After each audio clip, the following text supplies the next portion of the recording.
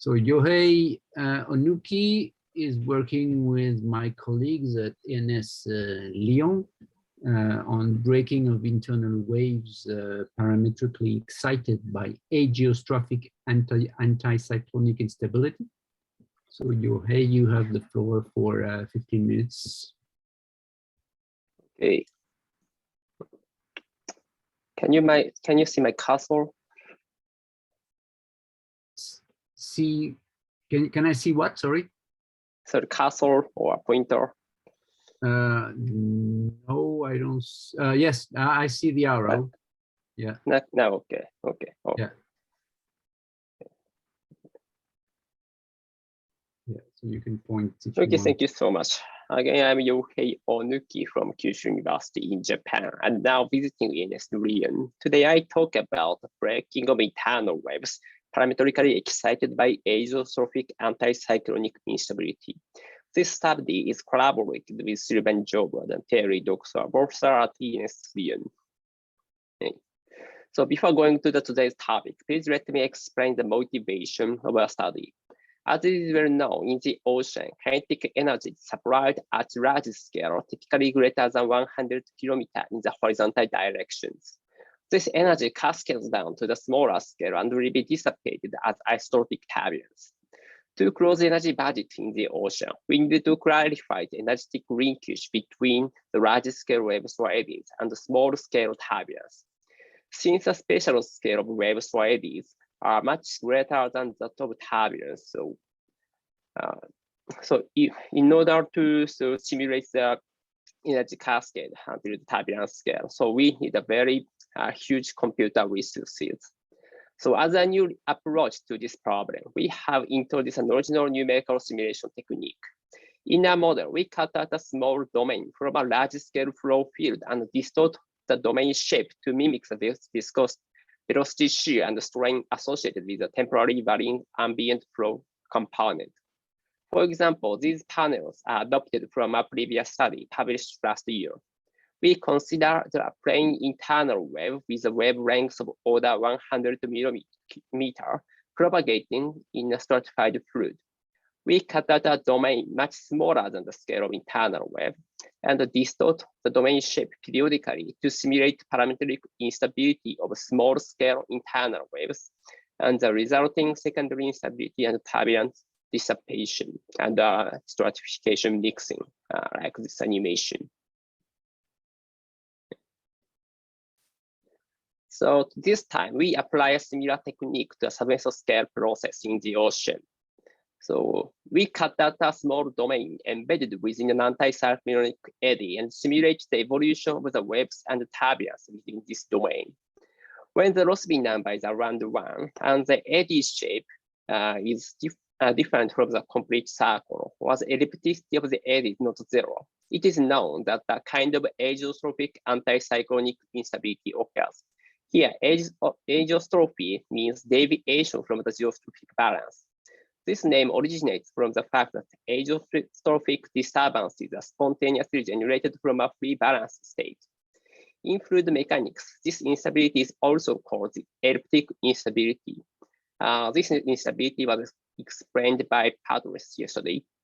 The mechanism of this instability is schematically illustrated in the lower panels. We consider an initially rectangular domain that will be advected following the background vortical flow. If the vortex has an ellipticity, the domain is distorted periodically while rotating with the vortex. We further imagine a situation that a plane wave disturbance is placed within the domain. In this case, the wave number rotates while being stretched periodically with time. Since the variations in the wave number affect the dispersion relation, parametric resonance occurs to amplify the wave disturbances. Here I explain the details of the model formulation. We consider business fluid on an F-plane governed by these equations. As a reference state, we consider linear stratification and the background anticyclonic vertical flow, and decompose the variables into the reference state and the disturbance components. Then we introduce a time-dependent Fourier transform.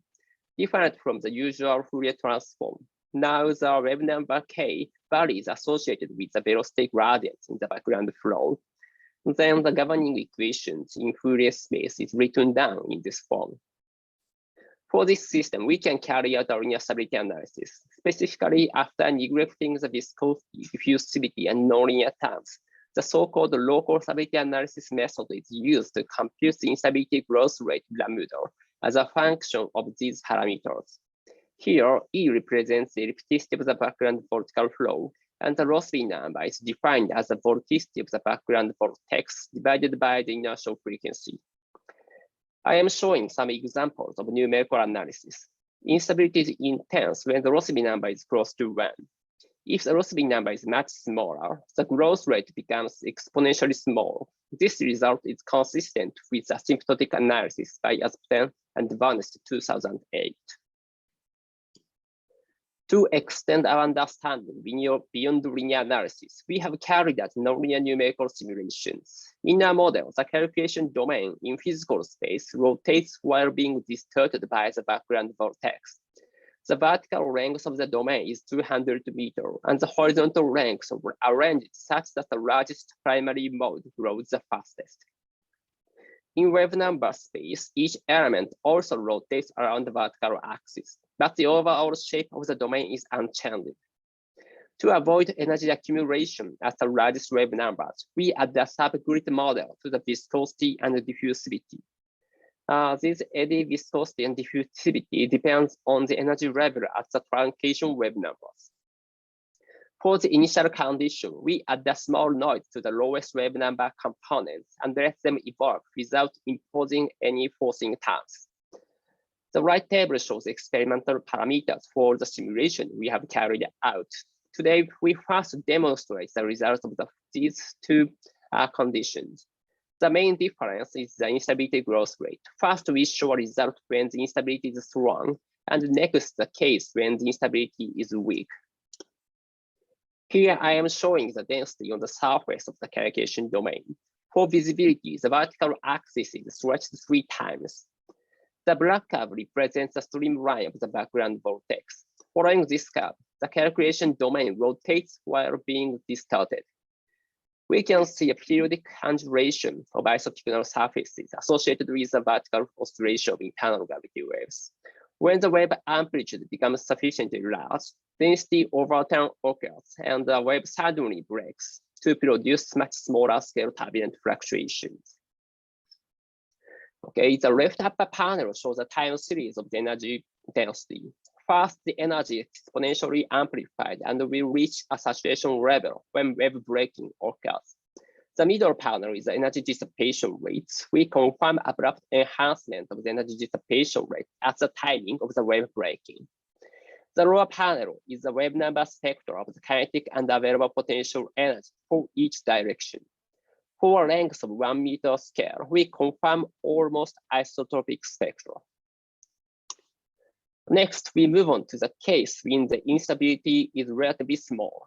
Also in this case, as the left panel shows, the energy first grows exponentially. However, different from the previous case, the energy growth will be gradually weakened and will finally, both the energy density and the dissipation rate decline to much lower levels. The right panels are the snapshots of the isopycnal surfaces before and after the time when the energy density becomes maximum. We cannot find the large scale density over time. Instead, high wave number disturbance waves gradually appear and break to result in a turbulent state. To understand the mechanism of energy transfer in the present case, we carried out a frequency spectrum analysis. The left panels show the time series of the frequency spectra of the kinetic energy and potential energy. At the early stage of the simulation, most of the energy is concentrated at a particular mode that corresponds to the rotation rate of the background vortex. Later, energy is gradually distributed to the higher harmonic component. At that time, the energy growth of the total system is weakened. After a sufficiently long time, most of the kinetic energy will gather to a low frequency mode, and the available potential energy diminishes. In the upper panel, the pink curve shows the energy of the horizontal mean flow component. Almost all the energy will finally concentrate on this horizontal mean flow. The right panels show the frequency spectra at the early, middle, and the latest periods of the simulation. Different peaks are clearly visible for each stage of the simulation. At the middle stage of the simulation, the low frequency peaks are located around 0.4 and 0.6 multiplied by omega b. Here, omega b is the rotation rate of the vortex, and the sum of these two components is omega b. This result indicates that the periodic resonant instability plays a role in the energy transfer in frequency space. At the latest periods, the kinetic energy peak is found at the local inertial frequency. That is the lowest limit of the internal wave frequency. This property is much similar to the actual oceanic internal wave spectrum. Indeed, the black curve represents the shape of the Garrett-Munk spectrum. This spectrum is known as the most typical spectrum in the ocean. We confirm a good coincidence of the simulation result under this Garrett-Munk spectrum. Now we move on to a quantitative discussion using the data of all the simulation carried out for a wide range of parameters. Now we aim at finding a functional relationships between the turbulence kinetic energy dissipation rate, denoted as epsilon u here, and an external parameter. For this purpose, we choose an instability growth rate lambda that is obtained by linear stability analysis, and we scale it by the velocity frequency n.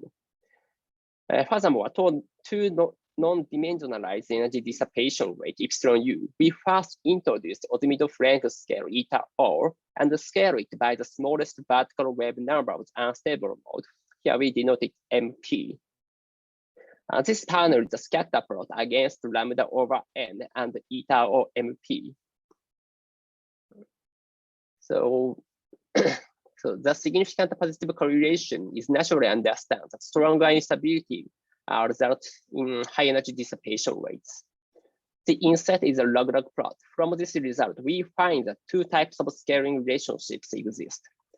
When instability is weak, this eta or MP is roughly proportional to lambda over n. However, when instability is strong, eta or MP is proportional to the square root of lambda over n. In terms of the energy dissipation rate, so these two scaling relationships can be expressed in this form. Now we try to provide the physical interpretation of these types of scaling relationships. For this purpose, we first define two kinds of time scales of the energy variations. In the present model, the energy of the primary unstable mode is supplied from the background vortex and passing through the secondary instability is finally dissipated at a turbulence scale. When focusing on the growing process of primary wave, the energy growth time scale is naturally defined as a tau g equals 1 over 2 lambda. On the other hand, using the energy density of the primary wave and the energy dissipation rate epsilon u, the energy decay time scale is defined as tau d equals EP over epsilon u. From the simulation data, we found that these two time scales are linearly correlated and comparable for all the parameter ranges. Next, we define the fluid number of the primary unstable wave, like this expression. Again, MP is the vertical wave number of the primary wave, and EP is the energy density, and N is the velocity frequency. Now, this FRP scales the typical dimensionless amplitude of the internal wave, and now the typical wave frequency is scaled by n. Then, in light of the theory of weak turbulence, when the instability is weak, the energy decay time scale, tau d, may be proportional to the FRP to minus 2 over n. And when instability is strong, since the primary wave directly breaks, FRP should be around 1. So from this consideration, we expect that the two types of scaling relationships exist between FRP and the lambda over n. And indeed, the results of the numerical experiments are consistent with these expressions. So finally, combining these two estimates, we reasonably explain the two types of scaling relationships for the epsilon u. This is a summary of our study. In this study, we investigate the breaking of internal gravity waves parametrically excited by ageostrophic anticyclonic instability using numerical simulations. And we identified two types of wave breaking process depending on the instability growth rate. when the instability growth rate is large, isopiconal surfaces are significantly lifted, resulting in gravitational instabilities like this. However, when the instability growth rate is small, weakly nonlinear interaction dominates the energy transfer in spectral space, especially toridic resonant instability excites low frequency internal waves. So depending on the wave breaking process, so we found that two types of scaling relationships for the energy dissipation rate. That's all. Thank you for listening to my talk. Thank you so much. Thank you very much, Yohei. Perfect timing. We have again 5 minutes for questions.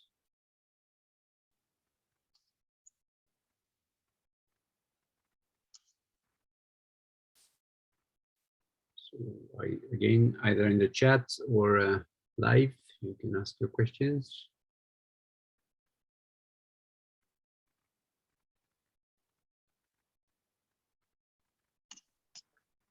Yeah, thanks, Yohei. This is Mani.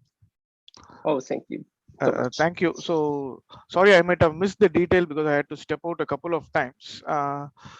The internal gravity waves excited via ageostrophic anticyclonic instability. What is the frequency of these internal waves that are generated via this instability? Actually, the frequency of the unstable wave depends on the unstable region in the parameter space. But in our experimental condition, most of the frequency of this unstable mode is the same as the rotation rate of the vortex. I see. So actually, so this can be understood in terms of these schematic panels. So when the frequency of the internal waves so matches with the rotation rate of the vortex, the straining effect of the vortex resonantly interact with the wave components. That is why the waves are so exponentially amplified. Okay. Okay.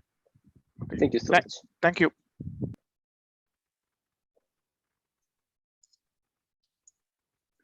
Questions?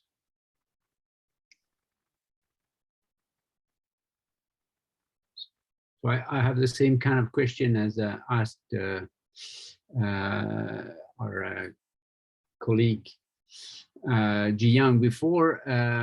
Is there a way that could be tested experimentally? We have a rotating tank in the lab. Is there a way these scalings, for instance, could be tested?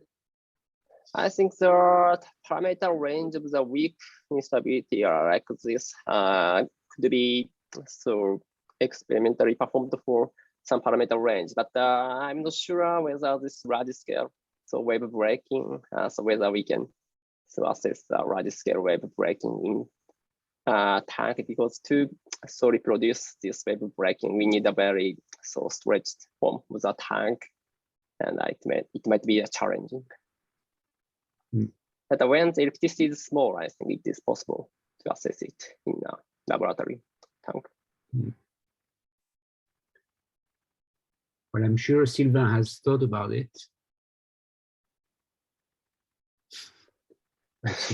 So we sometimes discuss about the experiment with Sylvain, but he's a very expert of the experiment, but actually I'm not so familiar with the experiment, so we need to discuss more. Thank you for the comment. I have thought about the experiments, but I haven't found the best setup to do this for the moment. Okay, because these are really nice results, and I'm interested to test them. Any other question? Otherwise, it is 1:40 in France, at least. So time for lunch for some of us, or dinner in India, or breakfast in the United States. So thank you very much. See you in 50 minutes. 50 minutes. Bye. Thank you.